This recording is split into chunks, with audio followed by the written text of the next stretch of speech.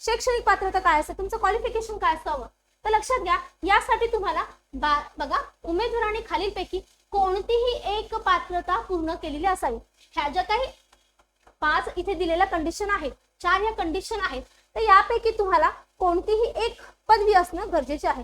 कोणत्या आहेत बरं, तर लक्षात घ्या, तुम्ही एकतर 12वी उत्तीर्ण असले पाहिजे. तुम्ही काय असले पाहिजे, 12वी उत्तीर्ण असले पाहिजे. पण सोबत बघा काय सांगितलेलं आहे, किमान 60 गुणासह 12वी, मग तुम्ही कोणत्याही शाखेतील कोणत्याही शाखेमधून तुम्ही उत्तीर्ण असावेत.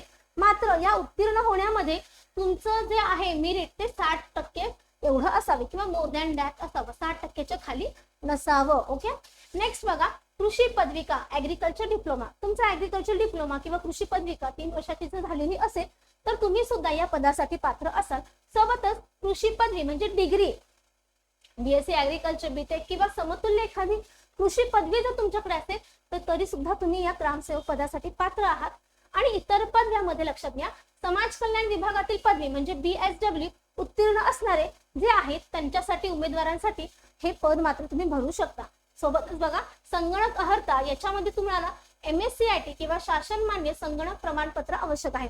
बघा, मग तुम्ही 12वी उत्तीर्ण असाल, 60%च्या वर कोणत्याही शाखेतील तर तुम्हाला भरता येतं. सोबतच कृषी संबंधित एखादी काही पदवी तुमच्याकडे असेल, डिग्री डिप्लोमा, तरी सुद्धा तुम्ही कॅपेबल आहात, पात्र आहात. किंवा मग BSW जरी झालं असेल तुम्हाला तरी सुद्धा तुम्ही या पदासाठी पात्र असणार आहात. ओके.